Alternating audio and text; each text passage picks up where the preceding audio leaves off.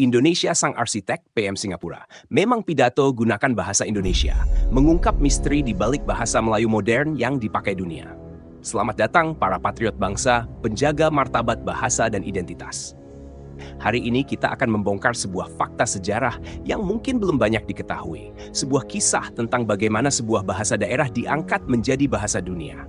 Bersiaplah untuk tercengang. Dan jangan lupa, tuliskan kata bangga di kolom komentar jika kalian mencintai bahasa Indonesia.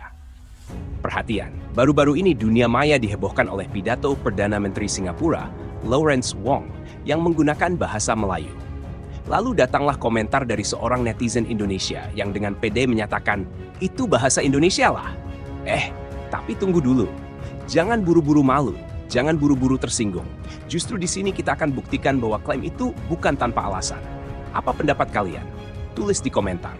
Apakah kalian setuju bahwa itu adalah bahasa Indonesia? Mari kita telusuri akar sejarahnya.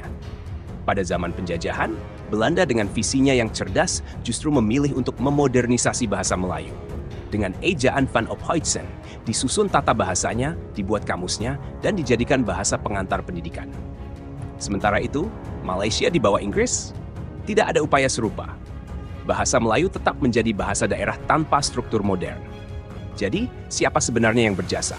Siapa yang mengubah bahasa Melayu menjadi bahasa yang canggih, modern, dan siap digunakan di tingkat internasional? Indonesia. Lalu, pada tahun 1928, para pemuda terdidik Indonesia yang sudah mengenyam pendidikan berbasis bahasa Melayu modern mendeklarasikan bahasa Indonesia sebagai bahasa persatuan. Inilah momen sakral di mana bahasa Melayu diangkat menjadi bahasa bangsa yang berdaulat.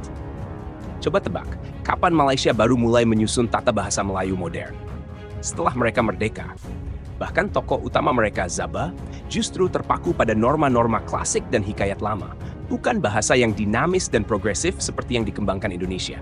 Kita punya Sultan Takdir Alis Jahbana dan Purwadarminta, para arsitek bahasa Indonesia yang menjadikan bahasa ini modern, deskriptif, dan sesuai dengan percakapan sehari-hari. Sementara Malaysia, mereka justru terjebak dalam tradisi kuno. Jadi, ketika Lawrence Wong berpidato dengan struktur yang rapi, logis, dan modern, itu bukanlah bahasa Melayu ala Malaysia, melainkan bahasa Indonesia.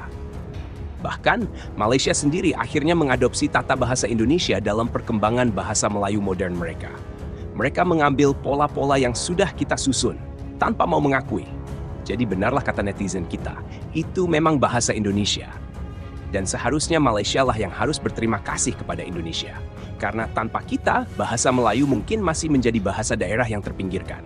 Sekarang, saya tantang kalian. Bagaimana perasaan kalian setelah mengetahui fakta ini? Tulis komentar kalian. Apakah kalian bangga atau justru ingin menambahkan fakta lain? Suara kalian sangat berharga. Jadi, kesimpulannya, jangan pernah meragukan kehebatan bahasa Indonesia. Jangan pernah malu dengan identitas bangsa sendiri. Kita adalah arsitek yang mengubah bahasa daerah menjadi bahasa internasional. Tulis komentar kalian, apa kata kalian tentang semua ini? Saya tunggu.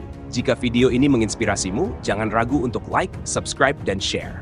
Follow juga akun media sosial kami untuk konten-konten kritik sosial yang lebih mendalam. Bersama, kita bisa menjadi bagian dari perubahan menuju Indonesia yang lebih baik. Sampai jumpa di episode berikutnya. Bersatu, kita bangga jadi bangsa Indonesia.